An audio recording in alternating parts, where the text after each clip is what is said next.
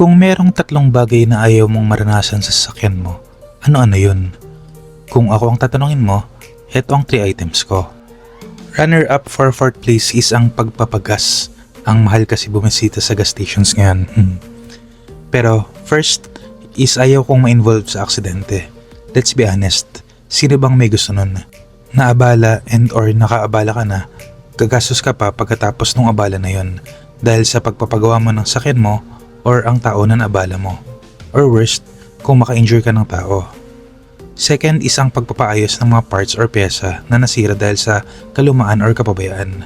Kaya nahilig ako sa mga Toyota dahil sa pagiging subok nito sa bansa natin. Meron akong ginawang video essay regarding dito.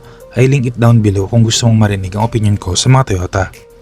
Third, but certainly not the least, is ang pagmaintain ng sakyan with PMS, which stands for Preventive/Periodic Maintenance Service, na gaya ng pagpapagasolina natin ng sasakyan, kailangan natin gawin in the regular basis. And dito sa video na to, gusto kong i-discuss ang natutunan ko at ginastos ko sa 10,000 kilometers ng Yaris Cross Hybrid.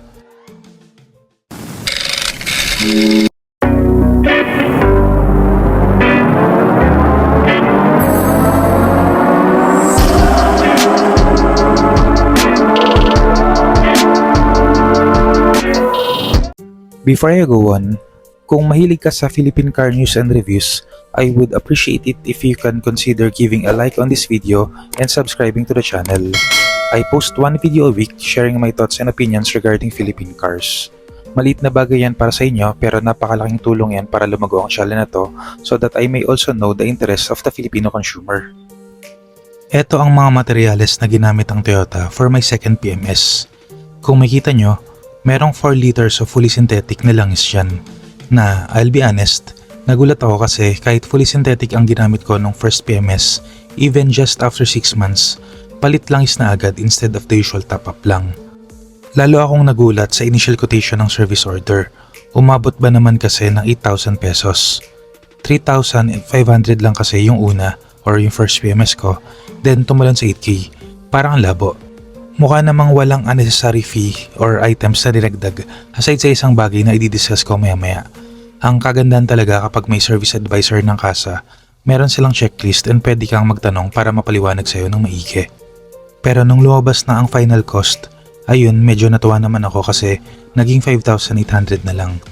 For sure bababa pa tong binayaran ko sana kung hindi ko pinalinis yung engine bay. Siguro more or less around 4,000 na lang to kung hindi ko pinagawa yun. Kagaya ng mga nakita kong usapan sa Yaris Cross Group. Pero it is what it is, nirecommend kaya sinod ko na lang. Masakit to sa bulsa pero gusto ko kasing alagaan ng sakyan para alagaan niya rin ako in the long run. For sure, merong mga magsasabi na nagpabudol ako. Feel free to pause sa video and comment down below. Pero ang masabi ko lang dyan, well, medyo. Kaya sa sunod, mukhang bibili ako ng degreaser para ako na muna ang maglinis ng engine bay. Pero pag-aaralan ko muna yun. Pero until then, punas-punas lang siguro muna ang gagawin ko. Sa totoo lang, hindi ko in-expect na palit lang isagad to even after 6 months. Kahit fully synthetic ang ginamit ko nung first PMS ko. Kaya mukhang tamang sinabi ko dati, hybrid vehicles are not for all. Aside kasi sa mahalang upfront cost, medyo masakit din pala sa bulsa ang every 6 months na change oil. Pero, it is what it is. Hindi ko kasi malalaman kung hindi ko susubukan. Para sa mga medyo lito kung ano ang sinasabi kong na-top up, susubukan kong ipaliwanag ng malinaw and in plain words.